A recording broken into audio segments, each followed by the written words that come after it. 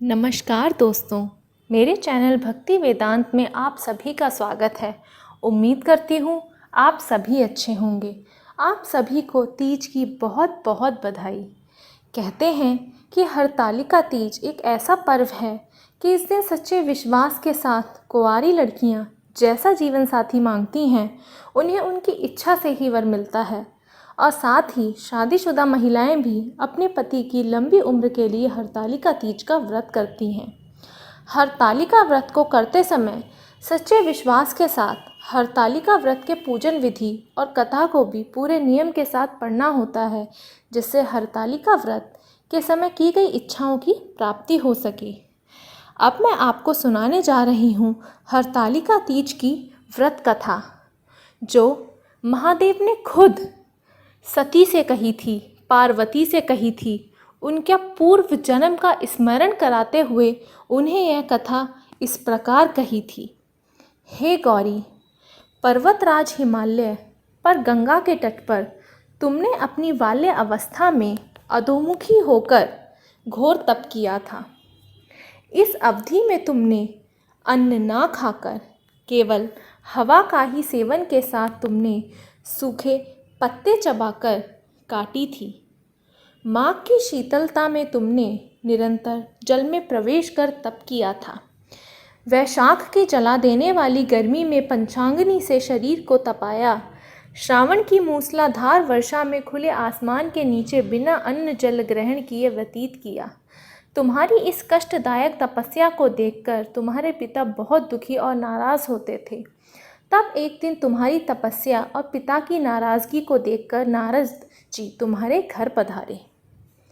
तुम्हारे पिता द्वारा आने का कारण पूछने पर नारद जी बोले, हे गिरिराज, मैं भगवान विष्णु के भेजने पर यहाँ आया हूँ।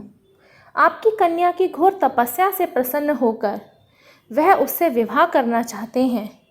इस बारे में मैं आपकी राय जानना चाहता हूँ। नारद जी की बात सुनकर पर्वतराज अति प्रसन्नता के साथ बोले, श्रीमान, यदि स्वयं विष्णु जी मेरी कन्या का वरण करना चाहते हैं तो मुझे क्या आपत्ति हो सकती है। वे तो साक्षात ब्रह्मा हैं।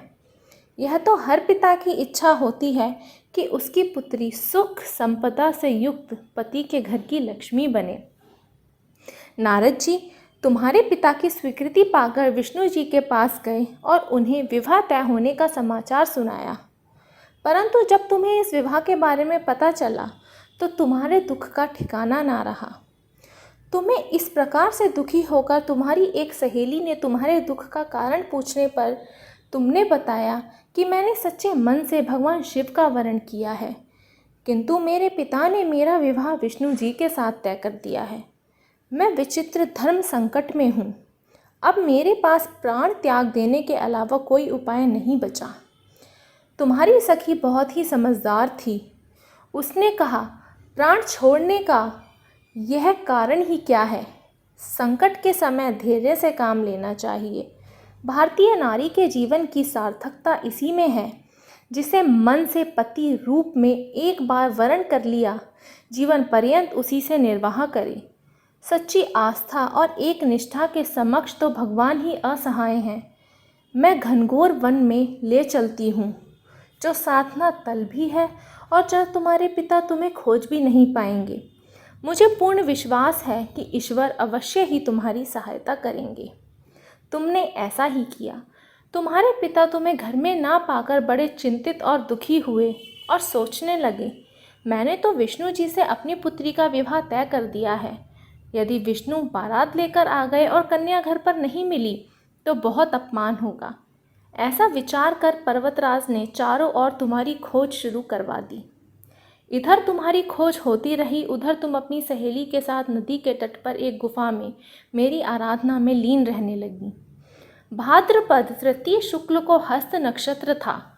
उस दिन तुमने रेत के शिवलिंग का निर्माण किया। रात भर मेरी स्तुति में गीत गाकर जागरण किया। तुम्हारी इस कठोर तपस्या के प्रभाव से मेरा आसन हिल उठा। मैं शीघ्र ही तुम्हारे पास पहुंचा और तुमसे वर मांगने को कहा। तब अपनी तपस्या के फलीभूत मुझे अपने समक्ष पाकर तुमने कहा, मैं आपको सच्चे मन से पति के रूप में वरण कर चुकी हूँ। यदि आप सचमुच मेरी तपस्या से प्रसन्न होकर यहाँ पधारे हैं तो मुझे अपनी अर्धांगिनी के रूप में स्वीकार कर लीजिए।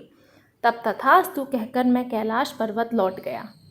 प्रातः होते ही तुमने पूजा की समस्त सामग्री नदी में प्रवाहित करके अपने सखी सहित व्रत का वर्ण किया। उसी समय गिरिराज अपने बंधु बांधवों के साथ तुम्हें खोजते हुए वहाँ पहुँचे। तुम्हारी दशा देखकर अत्यंत दुखी हुए और तुम्हारी इस कठोर तपस्या का कारण पूछा। तब तुमने कहा, पिताजी, मैंने अपने जीवन का अधिकांश वक्त कठोर तपस्या में बिताया है। मेरी तपस्या के केवल उद्देश्य महादेव को पति के रूप में प्राप्त करना था। आज मैं अपनी तपस्या की कसौटी पर खरी उतर चुकी हूँ। क्योंकि आप मेरा विवाह विष्णु जी से करने का निश्चय कर चुके हैं, इसलिए मैं अपने आराध्य की तलाश में घर से चली गई। अब मैं आपके साथ घर इसी शर्त पर चलूँगी कि आप मेरा विवाह महादेव जी के साथ करेंगे। पर्वतराज तुम्हारी इच्छा स्वीकार कर ली और तुम अपने घर वापस चली गई। कुछ समय बाद उन्होंने विधि विधान के साथ हमारा विवाह किया। भगवान शिव ने आगे कहा, हे पार्वती, भाद्रपद की शुक्ल तृतीया को तुमने मेरी आराधना करके जो व्रत किया था, उसी के परिणाम स्वरूप हम दोनों का विवाह संभव हो चुका। इस व्रत का महत्व यह है कि मैं इस व्रत को पूर्ण निष्ठा से करने वाली प्रत्येक स्त्री को मनवांछित फल देता हूँ। भगवान शिव ने पार्वती जी से कहा कि इस व्रत को जो भी स्त्री पूर्ण श्रद्धा से करेगी उसे तुम्हारी तरह अचल सुहाग प्राप्त होगा। इस व्रत को हरतालिका इसलिए कहा जाता है क्योंकि पार्वती की सखी उन्हें पिता और प्रदेश से हर कर जंगल में ले गई थी। हरित अर्थात हरण और तालिका अर्थात सखी। धन्यवाद दोस्तों, उम्मीद करती हूँ आपको ये कहानी पसंद आई होगी। अगर आपको मेरी ये वीडियो पसंद आई है तो लाइक करना ना भूलें, कमेंट करें और अपने दोस्तों के साथ शेयर ज़रूर करें। धन्यवाद।